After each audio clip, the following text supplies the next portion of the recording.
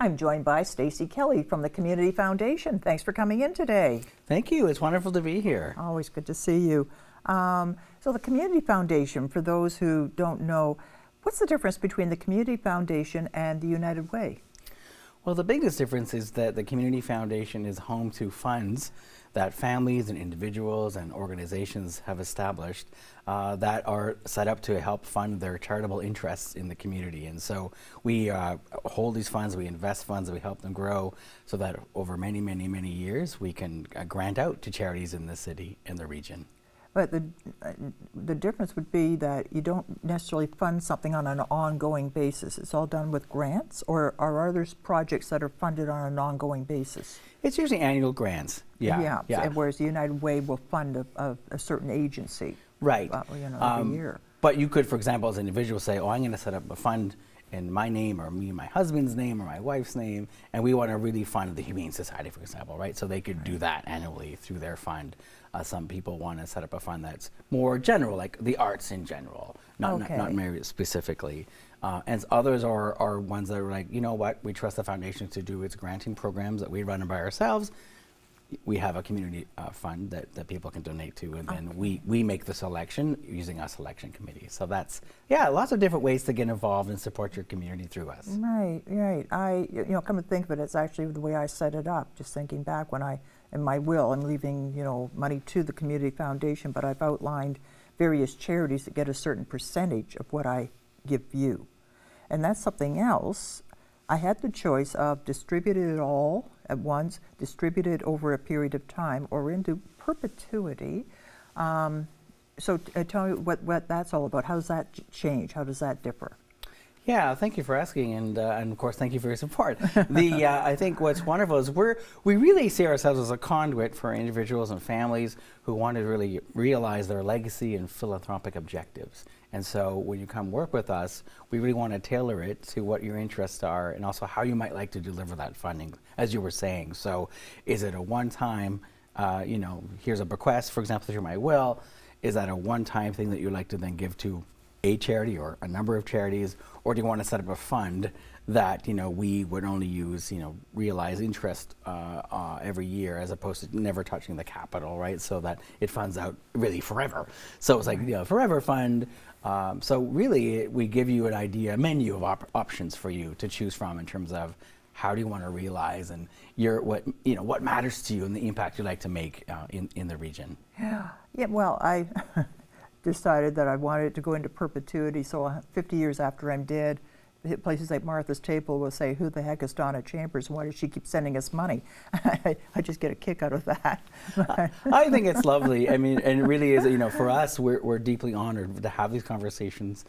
For me, it's funny when I talk to friends who aren't in my line of work and like, oh, I don't know how you can talk to about these kind of things. I'm like, it's really about what matters to people. It's like, for me, it's what's meaningful to you and help me understand what matters to you and the causes, over our life and our involvement in our city and our region, we do get attached to certain organizations and their causes and the impact they're making. And so for us, it's just an honor. It's an honor to have those conversations, to learn about you and how we can help, how we can structure a giving agreement that meets your wishes. And so I think it's a great privilege. Well, and yes, it is. And I was thinking also the thing that's nice about you guys is that you can leave money to certain organizations, but sometimes if it's a fairly decent sum of money, you may not be doing them any favors because they'll look at that big sum of money and say, woohoo, we can do something really big with this, but then you got to maintain it afterwards, and they may not have the funds to maintain it. Like let's put an addition on the building, or let's do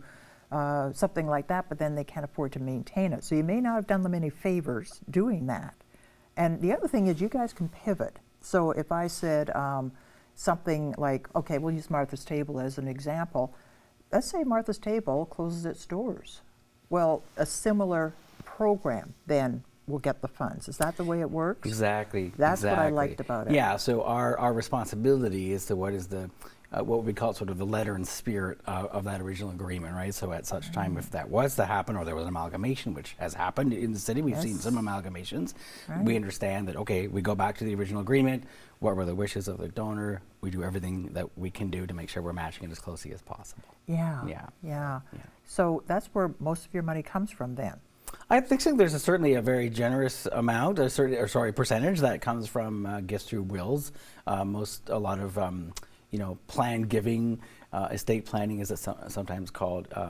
Certainly, the foundation is a popular choice here in the city and region for thinking about how you want to leave a legacy beyond your time here. And so that is certainly one way. And there's also both. I've been having wonderful conversations with couples who are doing gifts now, but also adding that a clause that they're including the foundation in their wills. And so I think folks are also excited, if they can, to be able to have that to see that immediate difference they're making through their fund, and then provide provisions in the will that, back to your earlier point, to provide ongoing funding in perpetuity to the causes and or charities that mean something to them.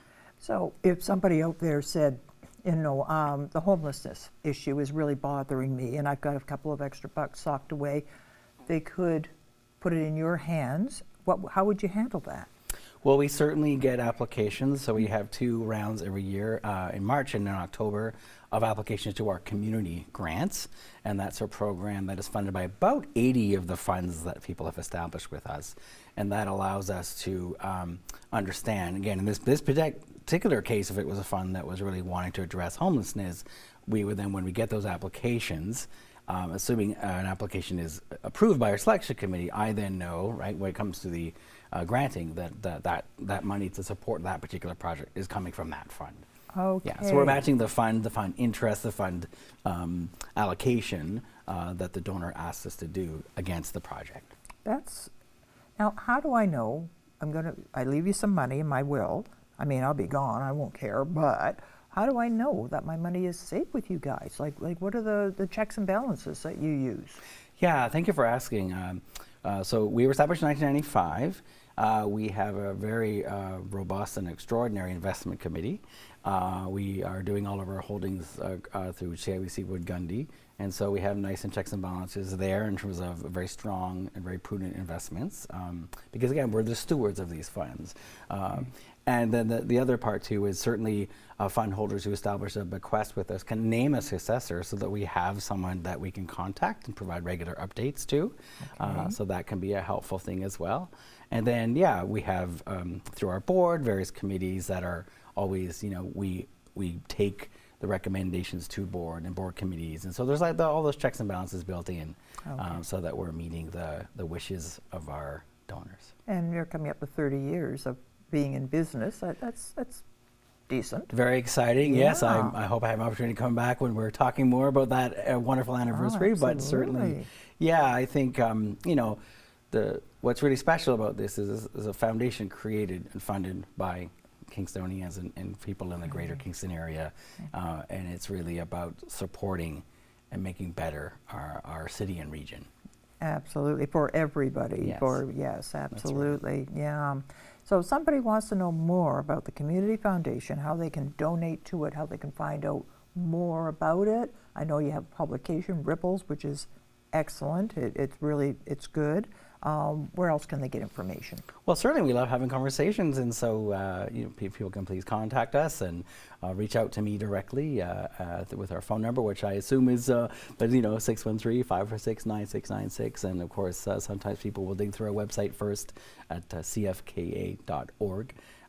But certainly reach out. We're happy to have conversations on the phone, in person, by video, whatever your particular preference is. And we're happy to, again, have that conversation, learn more. It's really about learning more about your interests, and how we can help realize your interest and legacy. And read Ripples to get a sense of how many, right across the board, it's virtually every aspect of life in Kingston is covered by the Community Foundation, which is also kind of nice. So No, it's that sort of 360 degree of interest that we have across many many organizations. And I mean, I think the number's around 340 charities that we've supported. So it's pretty incredible and a great privilege for me to be doing this work with the foundation.